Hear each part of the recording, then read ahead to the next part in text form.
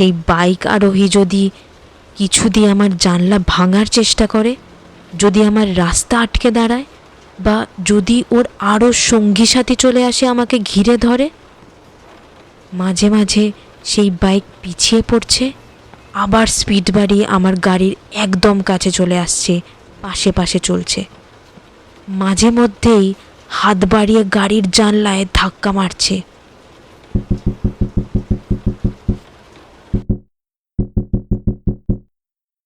আমার পরিস্থিতিটা তখন একবার ভেবে দেখুন। আমার ঠিক পিছনের সিটে একটা অদ্ভুত ভয়ঙ্কর কেউ বসে, আর পিছনে ধাওয়া করে আসা সেই bike. Welcome to the dark place. আজকের এই ভিডিওতে তোমাদের সবাইকে স্বাগত। আশা করি তোমরা সবাই ভালো আছো, সুস্থ আছো। ঘটনাটি পুরোটা শুনবে, ভালো লাগলে লাইক করবে ও কমেন্ট করে জানাবে। আর এরকম আরও সত্যি অলৌকিক বা ভৌতিক ঘটনা বা কোনো জায়গার অজানা কিছু ভয়াবহ ইতিহাস বা নানান আরবান লেজেন্ডসের ব্যাপারে শুনতে হলে সাবস্ক্রাইব করে আমার পাশে থাকবে। আমি আগেও তোমাদের সাথে শেয়ার করেছি যে আমি আর একটা চ্যানেলও খুলেছি, শ্বেতা কোলে ভ্লগস। তোমরা যারা এখনও ওই চ্যানেলটা ফলো করোনি, প্লিজ গিয়ে দেখতে পারো, আশা করি ভালো লাগবে। ওখানে আমি অনেক ধরনের ভিডিও আপলোড করি, যেমন ইনস্ট্রুমেন্টস বাজানোর ভিডিও, আনবক্সিং ভিডিও, ডেইলি ভ্লগিংস ইত্যাদি ইত্যাদি। প্লিজ পাশে থেকো, সাপোর্ট করো। আজ আমি যে ঘটনাটি বলবো সেটা শুনে যারা রাতে একা গাড়ি চালিয়ে বাড়ি ফেরো তারা কিন্তু প্রচণ্ড ভয় পাবে, বা এই ঘটনা শুনলে কোনো শুনশান রাস্তা বা হাইওয়ে দিয়ে গাড়ি চালিয়ে ফেরার সময়ও ভয় করবে। বিশেষ করে মেয়েদের, যারা একা মেয়েরা রাত্রে বাড়ি ফেরো অফিস থেকে বা কোনো জায়গা থেকে কাজ সেরে, তাদের শুনলে সত্যি গা শিউরে উঠবে। তারা কিন্তু খুব সাবধান, খুব সতর্ক থাকবে। আজকালকার দিনে কখন কি হয় সত্যি কিছু বলা যায় না। এই ঘটনা শুনলে তোমরা বুঝতে পারবে যে এই মহিলা কত বড় বিপদের হাত থেকে সেদিন বেঁচে গেছিল একটুর জন্য। আসলে এই ঘটনা যখন আমি পড়েছিলাম, আমার মনে শত প্রশ্ন ঘুরপাক খাচ্ছিল, অনেক ভাবনা এসেছিল। তোমাদেরও আশা করি সেরকমই হবে। তোমাদেরও হাজারো প্রশ্ন আসবে, তার উত্তর খুঁজতে চাইবে। তাই ঘটনাটা শোনানোর পর আমার মনে আসা কিছু প্রশ্ন আমি তোমাদের কাছে রাখব। তোমাদের যার যা উত্তর মনে হয়, যা ভাবনা আসে, আমার সাথে প্লিজ শেয়ার করবে, কমেন্টসে লিখে জানাবে।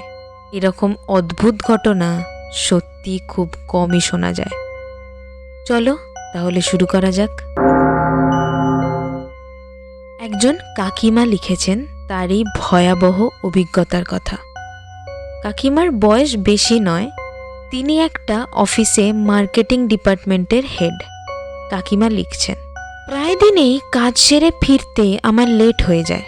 আসলে নিজেই নিজের গাড়ি চালিয়ে ফিরি, তাই অত চিন্তা করি না যে ট্যাক্সি পাবো কিনা, বাস পাবো কিনা ইত্যাদি। আর মার্কেটিংয়ের কাজে তো মাঝে মধ্যেই এদিক ওদিক যেতে হবে, ক্লায়েন্ট ভিজিটস ইত্যাদি, তাই আমার বাড়ি ফিরতে রাত হয়ে যায় প্রায় সময়ই। সব জায়গায় আমি নিজের গাড়ি নিয়েই যাতায়াত করি, নিজেই ড্রাইভ করে। মাঝে মধ্যেই নানা প্রতিকূল পরিস্থিতির মুখে পড়তে হয়। কখনো চাকা পাংচার হয়ে যায় রাতের বেলা মাঝ রাস্তায়, আবার কখনো গাড়ি বেগড়ায়, আবার কখনো হঠাৎ মাঝ রাস্তায় হাত দেখিয়ে কেউ গাড়ি থামাতে বলে, তো আবার কখনো বজ্র বিদ্যুৎ সহ বৃষ্টির রাতে একা জল জমে যাওয়া রাস্তা দিয়ে গাড়ি চালিয়ে বাড়ি ফিরতে হয়। তো এইসব প্রতিনিয়ত করে করে আমার মনে সাহস ও জোর দুটোই প্রবল হয়ে গেছে এই কিছু বছরে। আমার সংসারে আছে আমি, আমার বয়স্ক মা বাবা, আর তাদের 24 ঘন্টা দেখাশোনা করার জন্য একজন কেয়ারটেকার, এবং আমার একটা প্রাণের বন্ধু ক্যান্ডি, 4 পায়ের বন্ধু। যা আয় হয় তাতে আমার ছোট্ট সংসার বেশ ভালোভাবেই চলে যায়, কোনো অসুবিধা হয় না। হ্যাঁ, আগে মা বাবা খুবই চিন্তা করতো, ভয় পেত যে একা একটা মেয়ে এদিক ওদিক যায় গাড়ি নিয়ে, কখন কি হয়ে যাবে, কখন কি বিপদে পড়বে। এখন সমাজের যা অবস্থা, চারদিকে শিকারি ওত পেতে আছে, সুযোগ পেলেই শিকার করবে। ভয় পাওয়াটা তো স্বাভাবিক। তবে আমি বরাবরই ডান পিটে, শক্ত প্রকৃতির মেয়ে। আমার বিশেষ কিছুতে ভয় লাগে না। আমি বেশ আনন্দই পাই আমার এই কাজে।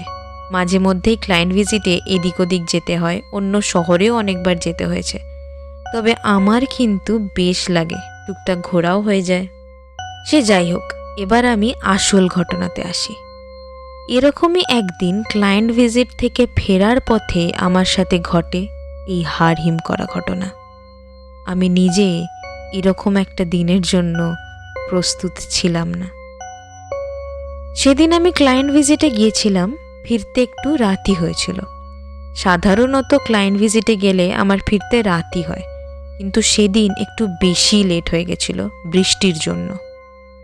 এত জোর বৃষ্টি শুরু হয়েছিল, আমি ক্লায়েন্ট অফিস থেকে বেরোতেই পারছিলাম না। তারপর বৃষ্টিটা একটু ধরতেই আমি তাড়াতাড়ি বেরিয়ে পার্কিং এরিয়া থেকে গাড়িতে উঠে স্টার্ট দিয়ে দিলাম। তারপর চলল গাড়ি। বাড়িতেও কল করে দিয়েছিলাম যে আসতে রাত হবে, বৃষ্টির জন্য আটকে গেছি।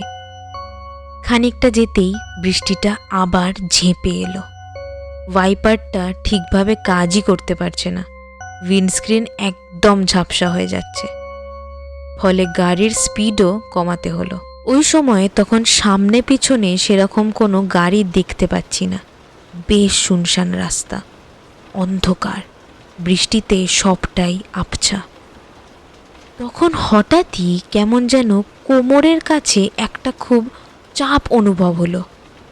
ভালো করে নড়ে চড়ে বসলাম, কিন্তু না, এখনও কোমরের কাছে কিছু একটা চাপ লাগছে। সাথে সাথে পিছন ঘুরে তাকাতেই বুঝলাম চাপটা কমে গেল।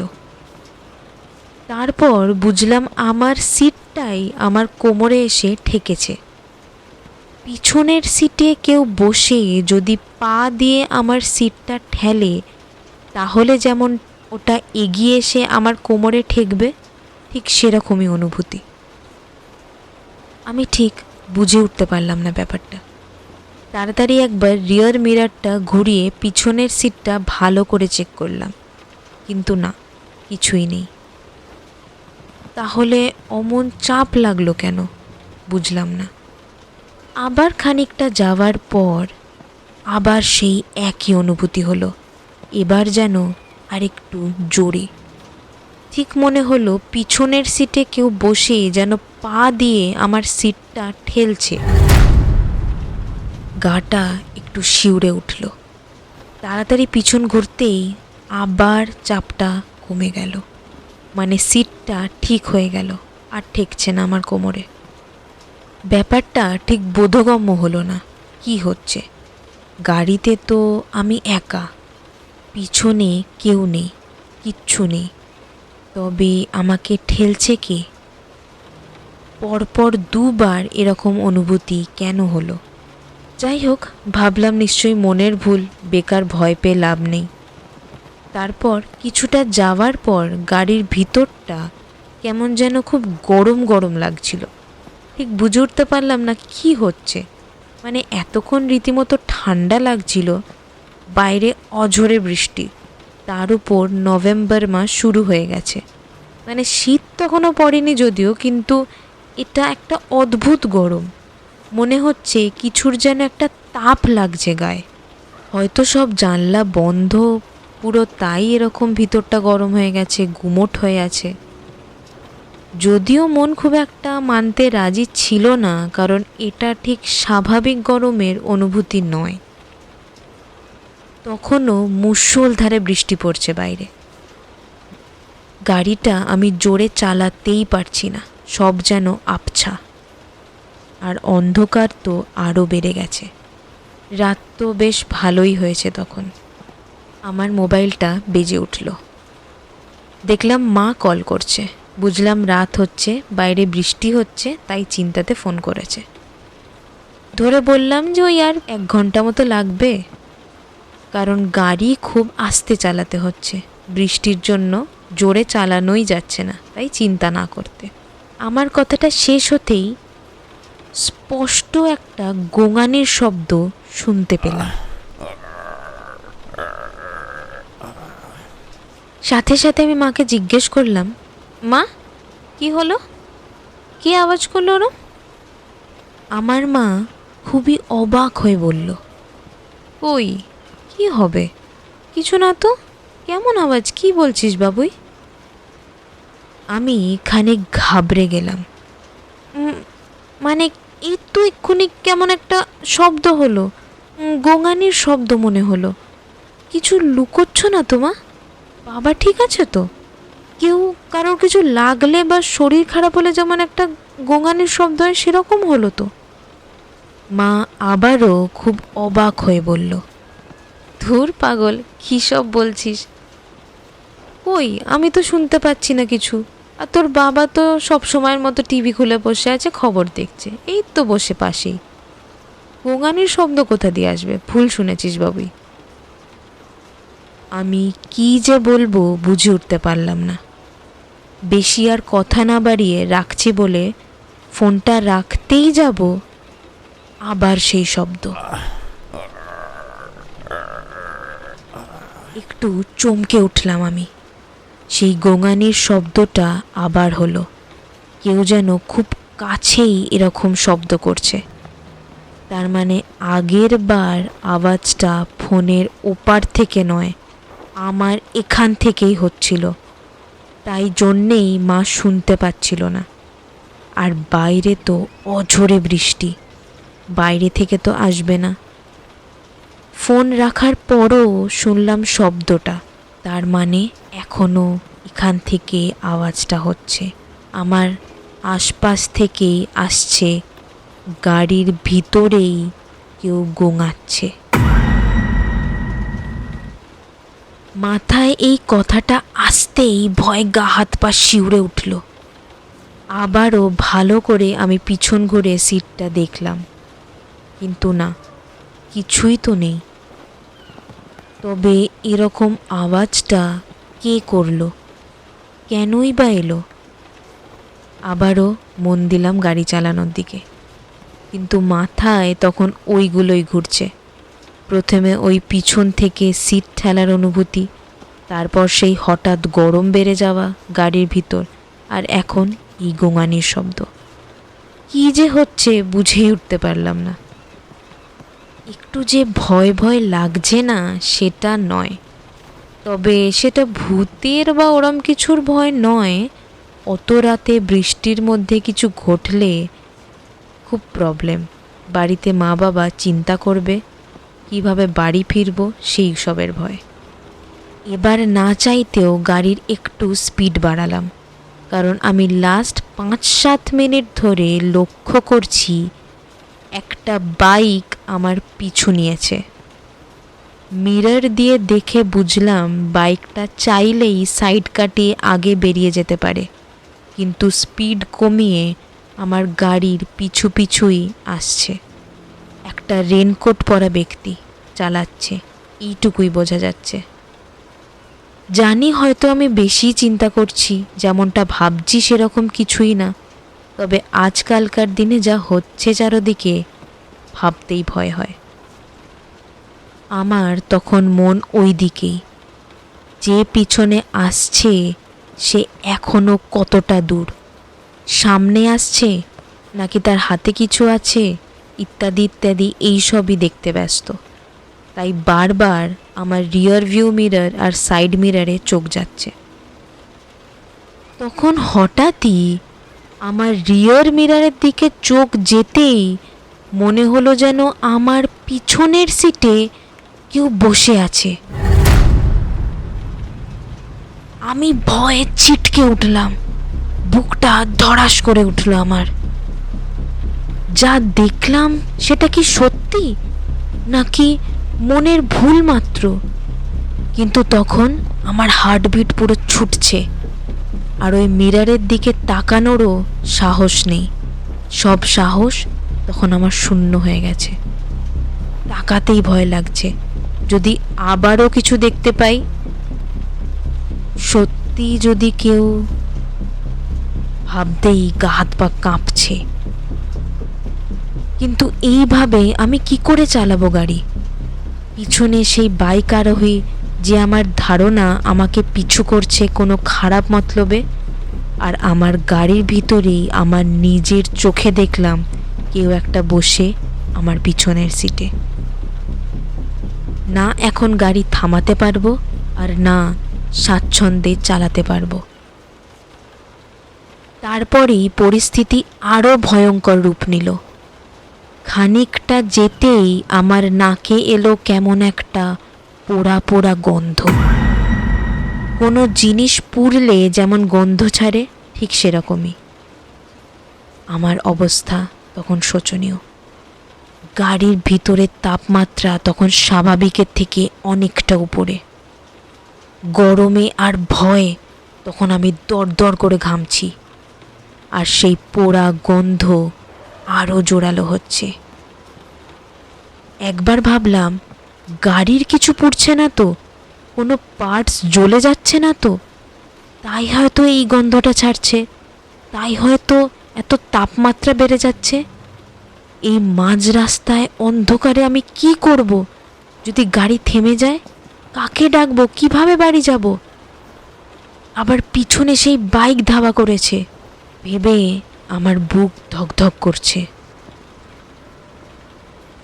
ভাবলাম সাহস করে একবার গাড়ি থামিয়ে দেখব যে গাড়ির কোনো সমস্যা হচ্ছে নাকি, কিন্তু তার আগে দেখতে হবে ওই বাইকটা কত দূর আছে। এই ভেবে রিয়ার মিরারটার দিকে তাকাতেই ভয় আমার বুক শুকিয়ে গেল, সারা শরীরে কাঁটা দিয়ে উঠল। নিজের চোখকেই বিশ্বাস করতে পারছিলাম না। আমি স্পষ্ট দেখছি যে আমার পিছনের সিটে একটা ভয়ঙ্কর কুৎসিত চেহারা। কি বিশ্রীতার মুখ! মনে হচ্ছে যেন চামড়া গলে দগদগে হয়ে গেছে, ঝুলে পড়েছে অর্ধেক মাংস। চোখ নাক কিছু স্পষ্টভাবে বোঝাই যাচ্ছে না অন্ধকারে। আর ঠিক তখনই আবারও কানে এলো সেই গোঙানির শব্দটা।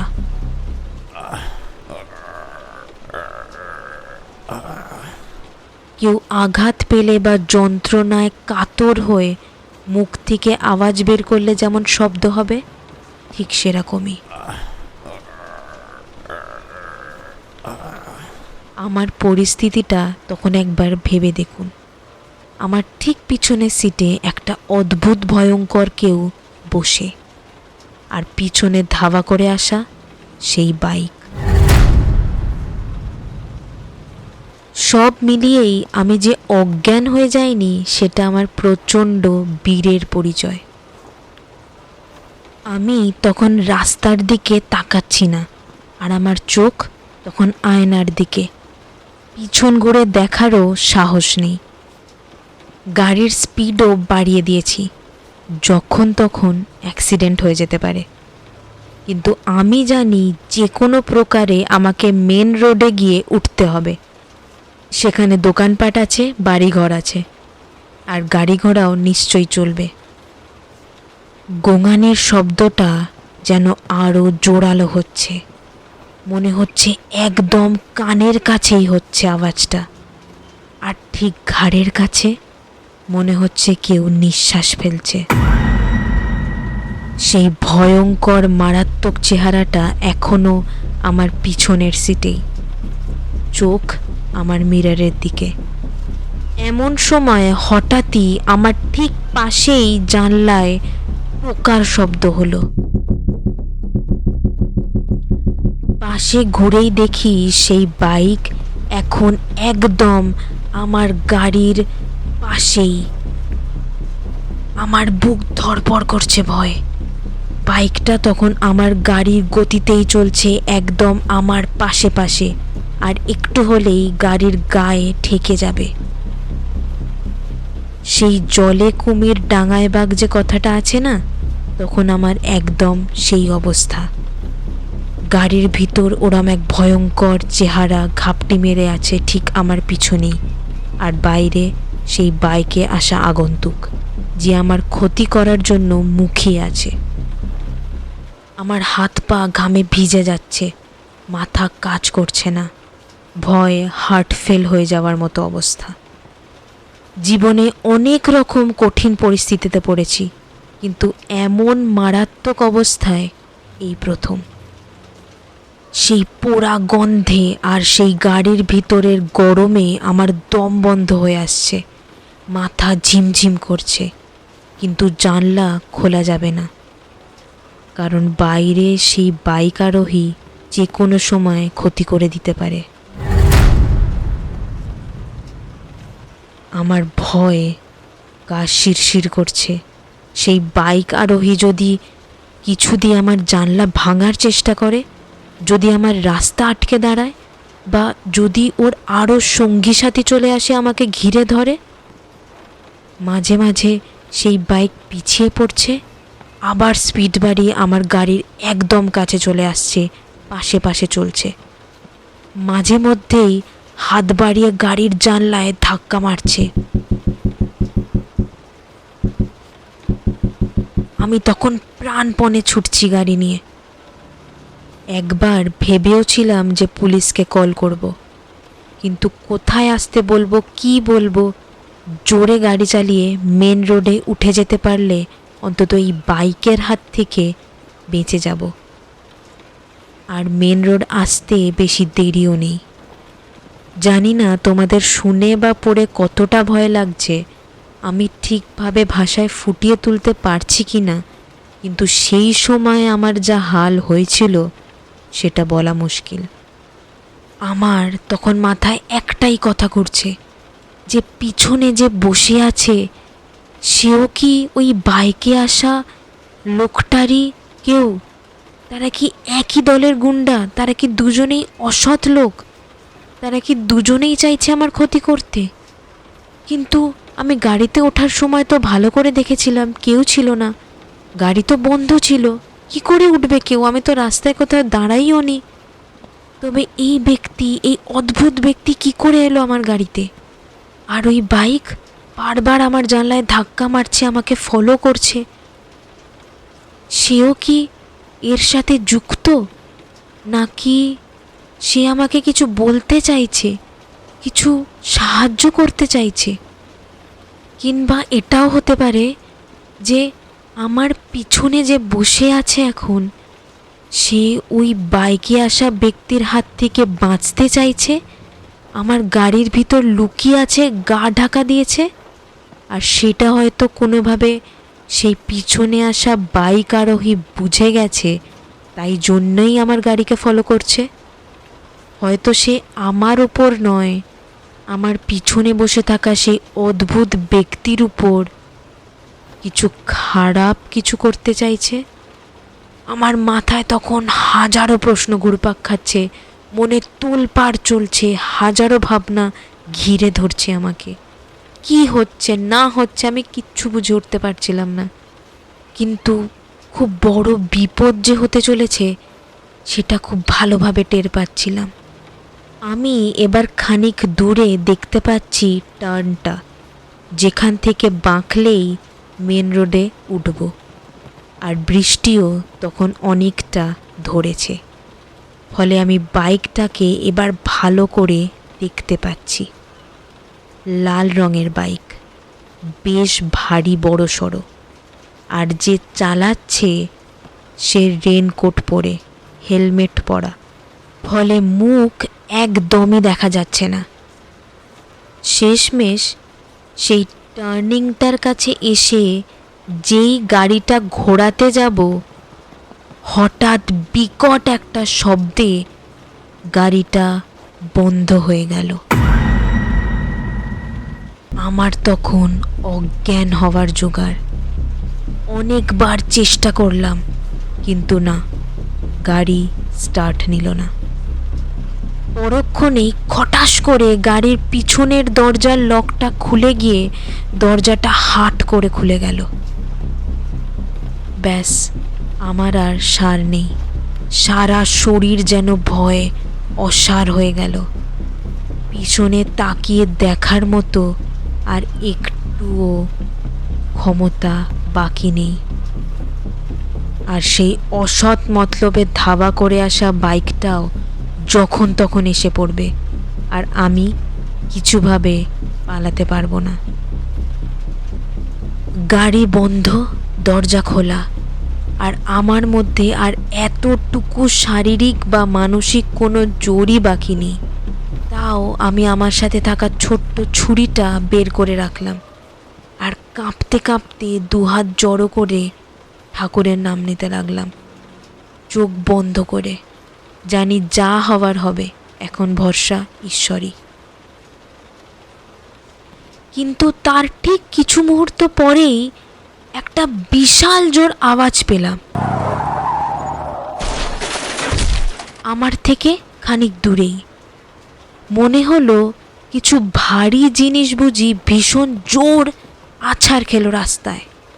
ধরপড়িয়ে উঠলাম, আর কিছু না ভেবে আবার একবার গাড়িটা স্টার্ট দেওয়ার চেষ্টা করলাম। অদ্ভুতভাবে গাড়িটা এবার স্টার্ট হয়ে গেল, যেটা এতক্ষণ এত চেষ্টা করেও স্টার্ট নিচ্ছিল না। তারপর আর কোনো দিকে না তাকিয়ে সোজা ছোটালাম গাড়ি। লক্ষ্য করলাম সেই গোঙানির শব্দ, সেই পোড়া গন্ধ আর কিছুই নেই। তারপর অনেক সাহস করে রিয়ার ভিউ মিরারটার দিকে তাকিয়ে পিছনের সিটটা দেখলাম। না, কিচ্ছু নেই, কেউ নেই। সেই ভয়াবহ চেহারা আর দেখা যাচ্ছে না। আমি পিছনে ঘুরে দেখতেই দেখলাম দরজাটা খোলাই রয়ে গেছে। এমনই অবস্থা হয়েছিল যে দরজাটা যে বন্ধ করব সেটাও খেয়াল হয়নি। তবে এটা কি হলো? সেই ব্যক্তি, সেই অর্ধদগ্ধ মুখে চামড়া ঝুলে যাওয়া সেই ব্যক্তি কোথায় গেল? সেই দরজা খুলে কি তখনই সে বেরিয়ে গেছে? তখনই কি সেই পালানোর চেষ্টা করেছে? আর সেই আওয়াজ, সেই বাইকও তো আর দেখতে পাচ্ছি না, হঠাৎ কোথায় গায়েব হয়ে গেল? কি মতলব ছিল ওর? আর এই অদ্ভুত ব্যক্তিরই বা কি মতলব ছিল? সে কোথা থেকে আমার গাড়িতে উঠেছিল, কোথায় হঠাৎ উধাও হয়ে গেল? কিচ্ছু বুঝতে পারছিলাম না। কিন্তু এখন অত না ভেবে আমি পাগলের মতো গাড়ি চালাচ্ছিলাম। তবে মেন রোডে আরও কিছু গাড়ি দেখে আমি যেন একটু স্বস্তি পেলাম। এমনি সময় গাড়ি দেখলে রাগ হয়, সারাদিন এত ট্রাফিক দেখে। কিন্তু এখন ওই গাড়ি দেখেই শান্তি লাগছে। শেষমেশ এসে বাড়ি পৌঁছালাম। তারপর যে কোনো প্রকারে গাড়িটা পার্ক করে ব্যাগ আর মোবাইলটা নিয়ে ছুটতে গিয়ে আমার ডুপ্লিকেট চাবিটা দিয়ে দরজা খুলে বাড়িতে ঢুকে গেলাম। উফ, মনে হলো প্রাণ ফিরে পেলাম। দীর্ঘশ্বাস ফেলে মা বাবার ঘরে গেলাম। ওরা টিভি দেখছিল। সব সময়ের মতো আমার বাবা খবর দেখছিল। আমাকে দেখে ওরাও নিশ্চিন্ত হলো। মা আমাকে অনেক কিছু বলতে লাগলো, কেন দেরি হলো, কি হচ্ছিল, বৃষ্টিতে ভিজেছি কিনা, ইত্যাদি ইত্যাদি। কিন্তু তখন আমার সেইগুলো কানে তো ঢুকছিল, কিন্তু মাথা অবধি পৌঁছাচ্ছিল না। কারণ তখন আমি সেই ট্রমার মধ্যেই ছিলাম, সেই শখ তখনও আমার কাটেনি। তারপর আমার বাবা আমাকে যা বলল সেটা শুনে আমি কিছুক্ষণের জন্য আমি যেন পাথর হয়ে দাঁড়িয়েছিলাম। আমার বাবা টিভি দেখতে দেখতে বলল, মানা শোন, এটা তোদের অফিস থেকে ফেরার রাস্তাতে পড়ে না? যেখানে তুই আজ গেছিলিস সেই রাস্তাটাই না? কি সাংঘাতিক, দেখ, মর্মান্তিক ঘটনা। তুই কি কিছু শুনেছিস নাকি আসার সময়?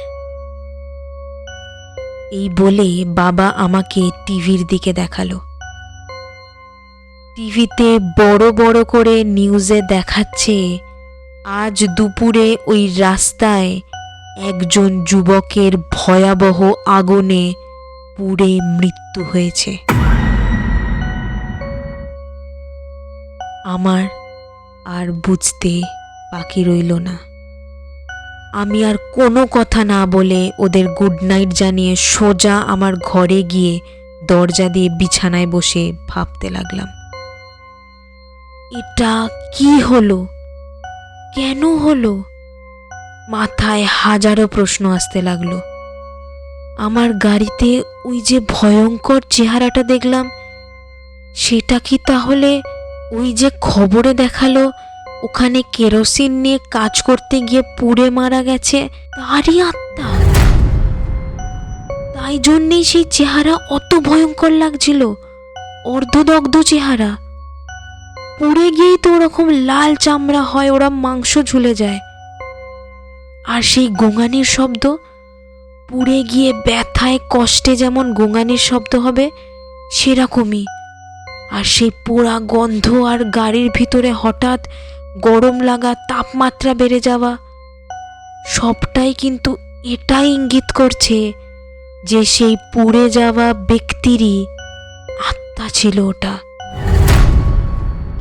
তবে আমি যে ভাবছিলাম সেটা কোনো অসৎ মতলবে কেউ আছে, কোনো মানুষ বসে আছে, বা কেউ লুকিয়ে আছে ভয়েতে, সেরকম কিচ্ছু না। মানে ওই পুরো রাস্তাটা আমার গাড়িতে আমার সাথে একটা আত্মা ছিল। কিন্তু সে আমাকে কেন দেখা দিল? আমার গাড়িতেই কেন? আমার তো কোনো ক্ষতিও করলো না। আর তার থেকেও বড় কথা হলো, ওই বাইক আরোহী যে ফলো করছিল আমাকে, তাড়া করছিল, সে কোথায় গায়েব হয়ে গেল? তাকে আর কেন দেখা গেল না? এই প্রশ্নের উত্তর যদিও আমি পরের দিন সকালেই পেয়ে গেছিলাম। বলাই বাহুল্য, সেই রাতে তো আমার ঘুম হলো না। সকাল হতেই ফ্রেশ হয়ে ব্রেকফাস্ট করতে গেলাম মা বাবার সাথে। তখনই বাবা আমাকে আবারও খবরটা দেখতে বলল, এবং সে নিজেও দেখতে দেখতে বলল, কি যে হচ্ছে রাস্তাঘাটে আজকাল, আমার ভয় লাগে। তোর জন্য খুব ভয় লাগে মানা, সাবধানে গাড়ি চালাবি। এত রাত করে ফিরিস, কালকে অত রাতে ফিরলি, দেখ কিভাবে বাইকটা কাল রাতে অ্যাক্সিডেন্ট হয়েছে, আর যে চালাচ্ছিল স্পট ডেড। প্রথমে আমার শুনে খারাপ লাগলো, কিন্তু অত গুরুত্ব দিইনি। তারপর টিভিতে জায়গাটার নাম শুনে বুকটা ধড়াস করে উঠল। টিভির দিকে তাকাতেই আমার চিনতে অসুবিধা হলো না সেই বাইক, সেই রেনকোট পরা ব্যক্তি। হ্যাঁ, আমি স্পষ্ট দেখছি টিভিতে কাল রাতে আমাকে যে লাল বাইকটা পিছু করছিল, গাড়িতে ধাক্কা দিচ্ছিল, সেই লাল রঙের বাইক আর সেই রেনকোট পরা ব্যক্তি হুবহু এক, যাকে টিভিতে দেখাচ্ছে। তাহলে কি আমি গলিতে যখন টার্ন নিলাম তখন যে মারাত্মক জোর শব্দটা হয়েছিল, কিছু ভারী জিনিস আছাড়কে পড়ার শব্দ, সেটা ওই বাইকটাই ছিল? কিন্তু অদ্ভুতভাবে সেখানে আর কোনো গাড়ি তো ছিল না। ওই সময় কিচ্ছু ছিল না রাস্তায়, পুরো ফাঁকা, ধুধু করছিল। তবে বাইকটা ল্যাম্পপোস্টে ধাক্কা খেয়ে কিভাবে পড়লো? আর সেই ব্যক্তি, তার মাথায় তো হেলমেট ছিল, সে স্পট ডেড কি করে হলো? এটা শুনে না ভয় আমার গা হাত পা কেমন হচ্ছিল। যাকে কাল বাজে ভাবছিলাম, যে আমাকে ওরম পিছু করছিল, ধাক্কা মারছিল, সে আজ মৃত, অস্বাভাবিকভাবে অ্যাক্সিডেন্ট হয়ে। আমার তখন মাথার আর মনের কি যে অবস্থা, আশা করি একটু হলেও অনুভব করতে পারছো তোমরা। কিন্তু যেটা সব থেকে বেশি আমাকে ভাবাচ্ছে তা হলো, লোকটা কি সত্যি আমাকে অসৎ কোনো কারণে ধাওয়া করেছিল, তাড়া করেছিল, নাকি আমার থেকে কোনো রকম সাহায্য চাইছিল, কিছু বলার চেষ্টা করছিল আমাকে, কিছু থেকে আমাকে সাবধান করার চেষ্টা করছিল? সে কি কিছুভাবে বুঝেছিল যে আমার গাড়িতে সেই আত্মা বা প্রেতাত্মা আছে, নাকি নাকি অন্যই কিছু? আর অ্যাক্সিডেন্টটা ঠিক কোন সময় হয়েছে খবরে তো তা দেখাচ্ছে না। তবে সত্যি সেটা জীবিত ব্যক্তি ছিল তো যে বাইকে আসছিল, নাকি সেটাও ছিল বাইক অ্যাক্সিডেন্টে প্রাণ হারানো সেই ব্যক্তির আত্মা? বাপরে, ভাবতেও এখনো গাটা শিউরে ওঠে, বুকটা হালকা হয়ে যায়। সেই যে দরজা খুলে গেল, তখনই কি সেই প্রেতাত্মা চলে গেছিল? কেনই বা গেল? কেনই বা এসেছিল সে? তারপরেই সেই বিকট আওয়াজ, তখনই কি বাইকটা অ্যাক্সিডেন্ট হয়েছিল? এই প্রেতাত্মাই কি বাইক অ্যাক্সিডেন্টের জন্য দায়ী? মানে সে কি আমার গাড়ি থেকে বেরিয়ে সেই বাইক আরোহীকে কিছুভাবে আটকে ছিল সেই বাইক আরোহীর উপর, তাই জন্যেই কি সে অ্যাক্সিডেন্ট করে গেছিল? নাকি সেই প্রেতাত্মা আমাকে বাঁচাতে চাইছিল সেই বাইক আরোহীর হাত থেকে? উফ, ভেবে ভেবে আমি আজও কোনো উত্তর পাই না। আজও আমার মাথায় জট পাকিয়ে থাকে, যতবার ভাবি পাগল হয়ে যাই। আজও আমার কাছে সব কিছু রহস্য। সেই রাতে আমি কত দিক থেকে বিপদে ছিলাম, কত রকমভাবে আমার ক্ষতি হতে পারত, কিন্তু অদ্ভুতভাবে কিছুই হলো না আমার। কিন্তু হ্যাঁ, সারা জীবনের মতো আমার মনে একটা ট্রমা রয়ে গেল। এখনো আমার ভাবতেই প্যানিক হয়, এখনো ভয় হয়, এখনো ভাবলেই মাথা ফেটে যায়, চিন্তাতে জট পাকিয়ে যায়, হাজারো প্রশ্ন ঘিরে ধরে আমাকে। তারপর বেশ কিছুদিন আমি পাবলিক ট্রান্সপোর্টে যাতায়াত করেছি। নিজের গাড়ি নিয়ে সেই রাস্তা দিয়ে আসার সাহস হয়নি বহুদিন। আমার মা বাবা কিছু সন্দেহ করেছিল বটে, কিন্তু আমি নিজে ওদের কিছু বলিনি। সেই রাতে কি ঘটেছিল, কি ঘটতে পারত, আজ তোমাদের সাথে শেয়ার করলাম। তোমরা যারা এরকম রাতে গাড়ি চালিয়ে একা বাড়ি ফেরো, বিশেষ করে মেয়েরা, খুব সাবধান, সতর্ক থাকবে। নিজের কাছে কোনো সেফটির জিনিস অবশ্যই রাখবে, কারণ ভূতের হাত থেকে বা প্রেতাত্মার হাত থেকে বেঁচে গেলেও মানুষের হাত থেকে বাঁচতে পারবে তো? তো বন্ধুরা, এই ছিল আজকের ঘটনা। ঠিক তোমাদের যেমন এখন মাথায় হাজারো প্রশ্ন উৎপাত করছে, আমারও হচ্ছিল এই ঘটনাটা পড়ার পর। তোমাদের কার কার কী মত আমাকে অবশ্যই কমেন্টসে লিখে জানাবে। আজ এই অবধি, দেখা হবে পরের ভিডিওতে ডার্ক প্লেসে।